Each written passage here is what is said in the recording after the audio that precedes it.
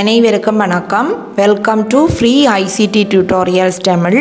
இந்த வீடியோவில் நாங்கள் பார்க்க போவது பவர்பாயிண்ட் ப்ரெசன்டேஷன் ஒன்றில் உள்ள ஸ்லைட்ஸுக்கு எப்படி நாங்கள் டிரான்சிஷன் அதாவது அனிமேஷன் ஸ்லைட்ஸுக்கு எப்படி கொடுப்பது என்று பார்க்கலாம்.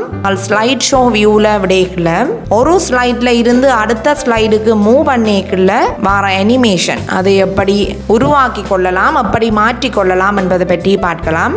இப்போது நான் ஒரு ப்ரெசன்டேஷன் ஒன்றை ஓப்பன் பண்ணுகின்றேன். இங்கு ஒரு ஸ்லைட் செலக்ட் பண்ணப்பட்டு உள்ளது. இங்கு டிரான்சிஷன்ஸ் என்ற இந்த டேப்பை கிளிக் பண்ணிக்கொள்ள வேண்டும். இதில் பார்த்தீங்கன்னு சொன்னால் டிரான்சிஷன் டு திஸ் ஸ்லைடு என்று போடப்பட்டுள்ளது. அதில் கலெக்ஷன் ஆஃப் ஸ்லைட்ஸ் பல டிரான்சிஷன்ஸ் காணப்படுகின்றன. அதில் எங்களுக்கு தேவையான ஒரு டிரான்சிஷனை நாங்கள் விட்டுக்கொள்ள முடியும். உதாரணமாக நான் இந்த பிளைண்ட்ஸ் என்றதை செலக்ட் பண்ணிக்கொள்கின்றேன்.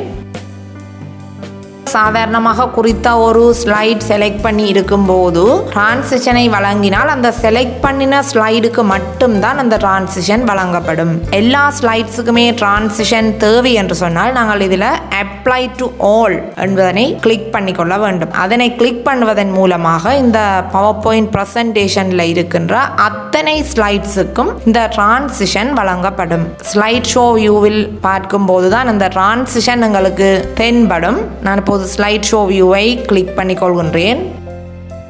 பாக்ஸ் என்ற டிரான்சிஷனை செலக்ட் பண்ணியிருந்தேன். ஆகவே எனக்கு அதற்குரிய வகையில் கிடைத்துள்ளது. முதலாவது ஸ்லைடுக்கு மட்டும் ஸ்பெஷலாக ஏனைய ஸ்லைட்ஸுக்கு சிம்பிளான டிரான்சிஷனை எங்களுடைய விருப்பத்துக்கு ஏற்ப நாங்கள் தெரிவு செய்து கொள்ளலாம். இன்னொரு பயனுள்ள தொழில்நுட்ப வீடியோவில் மீண்டும் உங்களை சந்திக்கின்றேன். நன்றி.